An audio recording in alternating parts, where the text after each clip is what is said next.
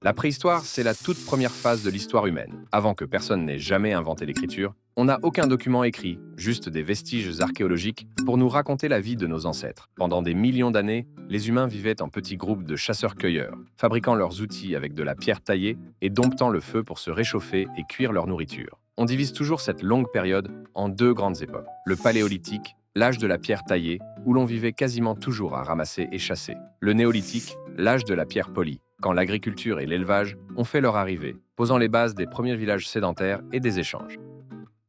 L'Antiquité, c'est comme le premier grand chapitre de l'histoire humaine, celui où tout commence à se structurer. On parle de la période qui s'étend de l'invention de l'écriture jusqu'à la chute de l'Empire romain d'Occident. C'est durant cette époque que naissent les premières grandes civilisations. Les Mésopotamiens avec leurs tablettes d'argile, les Égyptiens et leurs pyramides, les Grecs qui inventent la démocratie et les Romains qui construisent un empire gigantesque. L'Antiquité, c'est aussi le moment où l'on voit apparaître les premières villes, les lois écrites, les grandes religions et des avancées majeures en mathématiques, en astronomie et en philosophie.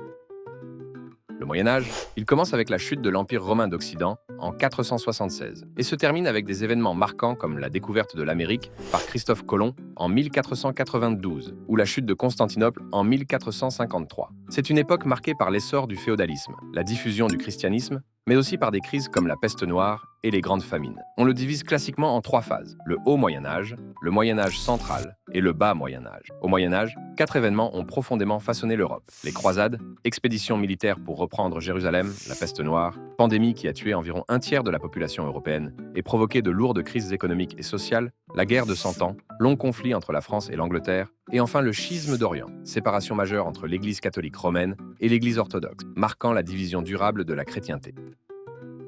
Elle marque la transition entre le Moyen Âge et les temps modernes. Durant cette époque, il y a eu un renouveau de l'intérêt pour les arts, la littérature et les sciences inspirées par l'Antiquité gréco-romaine. Des figures emblématiques comme Léonard de Vinci et Michel-Ange ont émergé, contribuant à des avancées significatives dans divers domaines. L'humanisme, qui place l'homme au centre des préoccupations, est devenu une philosophie dominante. De plus, des innovations telles que l'imprimerie ont facilité la diffusion des connaissances et les grandes découvertes ont élargi les horizons européens.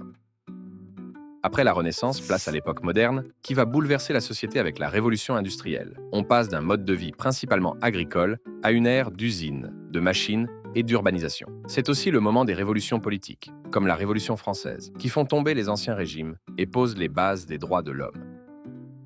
L'époque contemporaine débute à la Révolution française de 1789 et s'étend jusqu'à nos jours. Cette période est marquée par deux guerres mondiales, la guerre froide et la mondialisation qui redessine sans cesse la carte du monde. Aujourd'hui, on vit dans un monde ultra connecté grâce à Internet, mais on fait aussi face à de nouveaux défis, comme le changement climatique et les inégalités mondiales. Durant cette période, l'Europe perd progressivement sa domination, tandis que les États-Unis et d'autres puissances émergent. La technologie transforme les sociétés et les idéaux politiques évoluent vers la démocratie et les droits de l'homme.